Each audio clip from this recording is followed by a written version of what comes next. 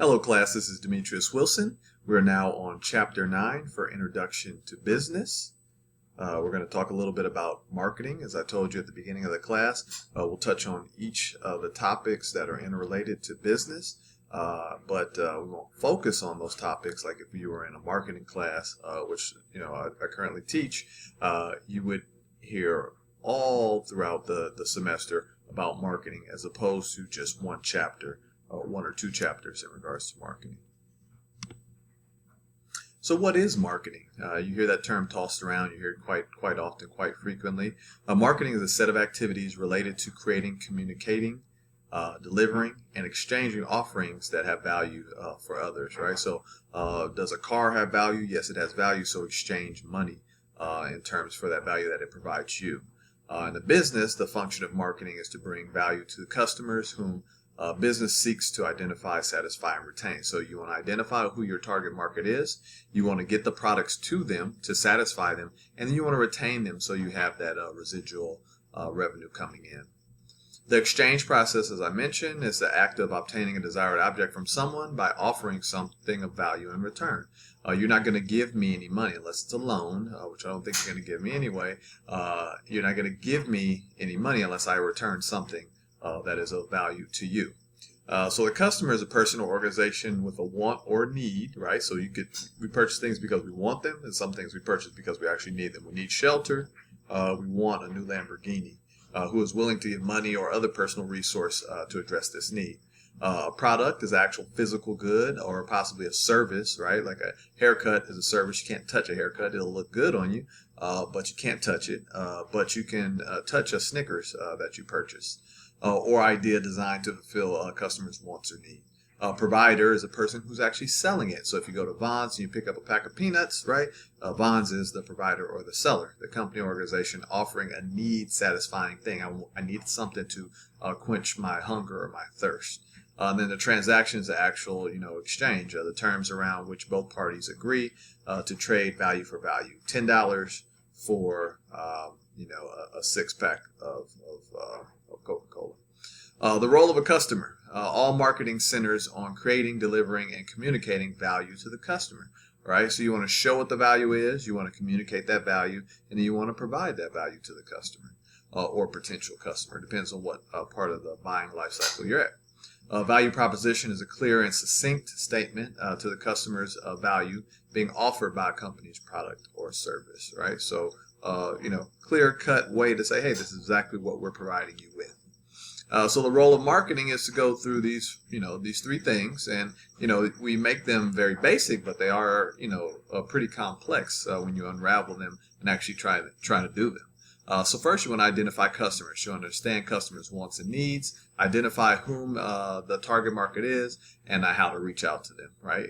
And you can't reach everybody the same way. If you're looking for tweens, right? You're probably gonna market towards their cell phones as opposed to the television. You want to satisfy those customers. So you want to make the right product or service available to the right people at the right time, right? Because it's the thing that they need at that time. Make everyone feel better off from the exchange. You want to retain customers, so you want to keep those customers, because if they just come, they buy it one time, and then they leave and they never buy it again, then maybe that's not going to work for your business model. Some companies are like that. Hey, if we get one purchase from each person and they never purchase anything again, then we're great. Some people that works for their business model. So you want to give customers a reason to keep coming back, find new opportunities to win their business, and even beyond that, you want to find or give them reasons to refer people, so then you get more people coming in. You don't have to waste your advertising or marketing dollars to bring those individuals in. So companies have different type of orientations. Some are really geared towards sales. Some are really geared towards customer service. Some are really geared towards just if you make it, they will come, like Apple and their products. The marketing concept: success depends on doing better than competitors at understanding, creating, delivering, and communicating value to their target customers, right? So you have marketing, a very good understanding of marketing, and so this is what we're going to do because we understand this market a lot better than everybody else. The product concept: success depends on creating the best, most innovative product for the lowest price. I would say that would be Apple, the iPhone X comes out, has all these great new features and everything. That's the product concept. The sales concept, and that's kind of where we're focusing geared towards sales and sometimes high pressure sales. Success depends on a good sales team with the right tools and incentives. I don't know too many people who would purchase a timeshare if they weren't in like a high pressure sales situation. The production concept, and that's not to say that, before we go to production concept, that's not to say that timeshare is bad, because I have a timeshare, bought one, and it works out great. But I probably wouldn't have bought it if I wasn't in one of those high pressure sales situations. And not to say that the high pressure changed my decision, but they did show me all the benefits of it, which made me change my mind in terms of if I wanted to purchase that or not. So the production concept, success depends on low production costs, high efficient processes, and mass distribution. So that just means we want to make things, our internal processes, we want to make them great so we can save money, and then that's how we make money. Because the only way you can make more money is either to sell more or save more. One of the two ways. Or you can do both, which would be great. So what is value? Because we're talking about value. We provide people with value. Value is a measure of a benefit gained from a product or service relative to the full cost of the item. It's more than a price. It's what it does for that person. In the process of marketing exchange, value must be created. So value equals the benefit minus the cost. I believe that's a typo on the PowerPoint. Value proposition. Value proposition is a clear and succinct statement to the customer of the value being offered by a company's products or services. It should set the offering apart or differentiate it from other offerings. Right. So what makes your red apple in the middle of all the green apples so different? Well, it's the color and the taste of the apple.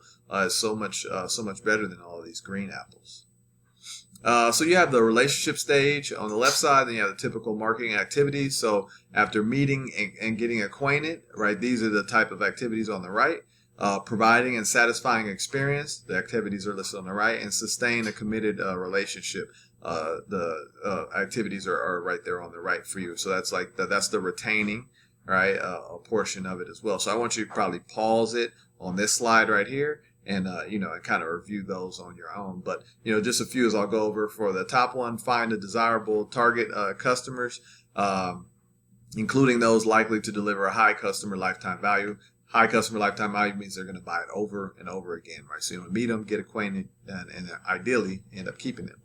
So providing satisfying experience. So you want to measure and improve customer satisfaction. So we send out surveys. How'd you like it? How did it do? This, and that. And then whatever they say, they give the negative feedback. Then we go back and fix things. And you'll sustain a committed relationship. So convert contacts into loyal repeat customers rather than one-time customers. So they don't just buy one can of or jar of Nutella. They buy two and they keep buying it. And they tell their friends it's the greatest thing ever. And then they buy one as well. So what is customer lifetime value? Customer's lifetime value predicts how much profit the company will make from the customer during his or her lifetime relationship with the company. Like I said, my mom used Tide, so I use Tide. So what's the lifetime value of Demetrius for Tide? What influences a purchase? Well, we all purchase things. We buy things every day. Just think about it for a second. What does influence your purchase? So you have situational factors. So buying tasks, market offerings. You have personal factors. So demographics, life stage, like how old you are, your lifestyle, like what are you doing? Are you going out to the club or are you sitting at home playing Scrabble? And also your personality. Psychological factors. So motivation, learning, attitude and benefits. Or attitude and beliefs, and then social factors, so culture, subculture, like in your neighborhood where you grew up at, social class, family, reference groups, depending upon where you're from and where you lived at, there's certain things that you're just not familiar with, right?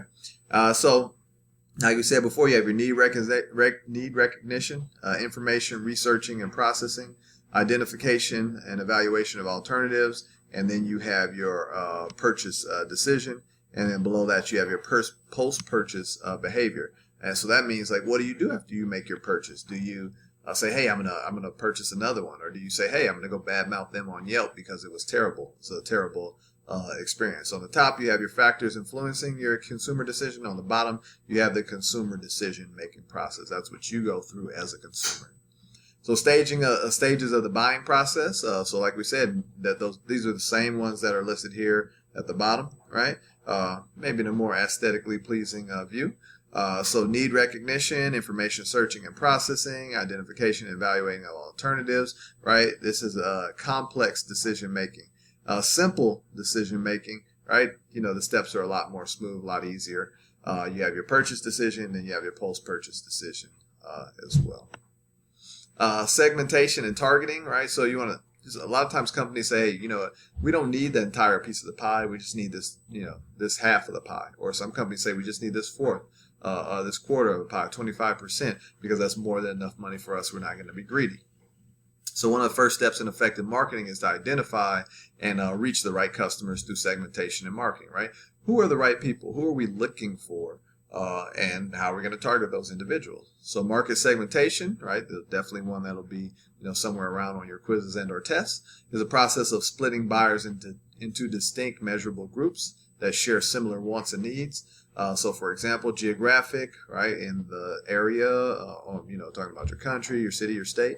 Demographic, speaking of sex, age, gender, things of that nature. Psychographic, right, meaning your behavior, and behavioral criteria. Target segments are the people that you are trying to serve, the people you're trying to get your product into their hands, or get them to purchase their service. Defining a target market. So number one, identify the business needs you address, right? So what business need do I address with bread? Well, I satisfy the hunger. Number two, segment your total market, right? So maybe it's only the people who like sourdough. So everybody who doesn't like sourdough, you're not in our segment market. Profile your target customer segments, and then research and validate your market opportunity, right? So with research, you want to make sure that you validate your findings, and you don't want to just say, hey, it's because I put it out there, we're just going to roll with it and keep it out there. Sometimes you have to validate and make, moves to the right or to the left because, what you were doing before wasn't really working. So marketing research, which, as you get into your advanced classes, is a very great class to take.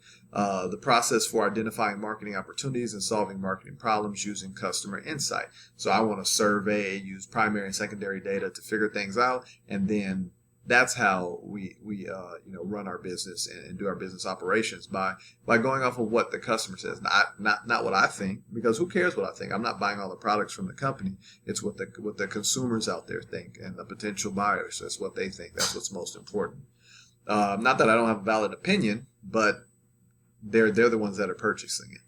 A marketing information system is a combination of people, technologies, and processes for managing marketing information, overseeing marketing research activities, and using customer insights to guide marketing decisions, right? And the key word right there out of all that is guide marketing decisions and broader management and strategy decisions, right? It's to guide them in the proper direction. Marketing research process. So we already went over this, or actually we didn't go over this specific one, but identify the problem, right? So number one, what is the problem? Well, people want to be more healthy, right? And we sell tread climbers, right? So problem to solve, project objectives, and research questions. Number two, develop the research plan. So first we have to get our research plan together. We can't just walk around and just ask people questions because maybe we don't have the right questions. So information needed, research and analysis methods, responsible parties. So research and analysis, I'm going to walk up to you at the mall, or am I just going to put a survey, send you a survey via email? How am I going to get this information from you? Conduct the actual research. This is the actual taking action part. Secondary data review, if that's what you're using. Primary data collection, because if it's primary, you're actually going out and getting it yourself. Suitable methods and techniques. Number four, analyze and report findings. So you want to do your analysis, you want to report your findings. Maybe you did it right, maybe you did it wrong, but you always want to improve and come out with a better product. Just like, iPhone, each time the iPhone comes out, it's something different. There are new attributes, there are new features to it. It's always something new. And then you want to take action. So through thought and planning, evaluation of different options, course adjustment and execution. So you want to understand what happened, and then you want to take action. And maybe that action is inaction because maybe you got it right the first time. The marketing mix, and you'll hear about the marketing mix all the time in marketing. So you have product, promotion, place, and price. Those are the 4 Ps, as they call them, of marketing. So those are the multiple factors that can influence a customer's decision about what they actually buy, or a mix of actual factors. Marketing mix is known as the 4 Ps: product, the goods and services offered; promotion, communication and information; place is distribution or delivery; and price is ensuring fair value in the transaction. And they're all intertwined, all connected, but they are very relevant in marketing.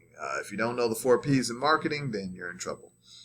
Major part of marketing is getting the marketing mix right for the target customer. And the most important thing is for the target customer.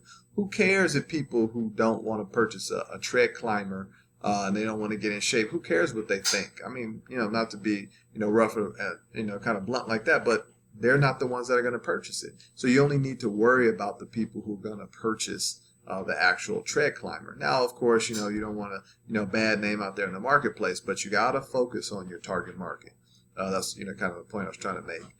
So, now in big, colorful, shapes, right? If you didn't hear it or catch it before, you have your product, right? You can touch it. It's this computer. You have your price. It's going to be $7.99 for the laptop. You have your place. I went and picked it up from Best Buy. And you have your promotion. I picked it up because I got a text that there was a sale at Best Buy. That is your marketing mix, all circling around your target market. So you have your evolving definitions of the marketing mix. So this is another one I want you to probably just press pause on. I want you to read through these. So the product, price, promotion, and place. And we already kind of went over it, and you should know it, but I want you to know the actual definition as well, right? So the product, a company will only sell what the consumer specifically wants to buy. So marketers should study consumer wants and needs to attract them, right? So we got to know what people want, know what people need, and then we can come out with a product that everybody likes, right? So I want you to review price on your own. Price is the only part of the total cost that's to satisfy a want or need. I want you to review promotion. So communications can include advertising, public relations, personal selling, things of that nature. And then place, is it a brick and mortar? Is it just online? How are they distributing this product, and where are they distributing this product? So product is what solution does the customer want or need, right? Features, designs, user experience, everything like that. Promotion, what is the dialogue between the customer and the company? So this is the message that we present as a company and the method of delivering the message. Place, how does the customer act or buy? So location of purchase, ease of transaction, access to distribution channels, the sales force, competitor approaches. Like 5 minutes ago, I ordered something from Amazon. That's the place. It's not somewhere I can walk into. I ordered it over the computer. Great experience, as it always is. Price, what is the cost to the customer? Value to the buyer, price sensitivity, existing price points, discounts, and competitor pricing. Example of marketing mix, and this is for a shampoo. Another one I want you to pause the video on, and I want you to just review these. So you have your product, your promotion, your place, and your price. So if it's discount, right? Discount, maybe I find it in a 99-cent store. Upscale, maybe I only find it in Gelson's, or let's say Sprouts, and then premium, then maybe I find it somewhere, that's maybe a little bit more premium from there. So discount, so we have our cleansing product, pleasant smell, low cost packaging, right? So you can tell the packaging is not that great because they didn't spend as much money on it. Upscale, the cleaning product, pleasant smell, attractive packaging. So, I fancied, I gussied it up on the outside, but it's going to cost more. And then premium, cleansing product, pleasant smell, created by name, ingredients, and premium packaging. So it's a whole shebang when you get down to the premium side. So I want you to look at that for promotion, place, and also price. And that's it for chapter 9. As always, like I said, the videos won't be super, super long, but they will key in on some distinct points that you need to know for the quizzes and for the tests. You have chapter 9 completed. Chapter 10 is following directly behind it. I want you to make sure that you take your quiz, do any applicable assignments for the week. And if you have any questions, please be sure to email me because I will be glad to assist you with any questions that you may have. But right now, that's it for Chapter 9. Make sure the ones that I said to pause it on and read those. Be sure to read those and refer back to your text if you are confused on any of those and the definitions. And if you're still confused after referring back to text, make sure that you email me, and I'll be glad to assist you with your question. So that's it for Chapter 9. As always, I want you all to have a good day and a great week.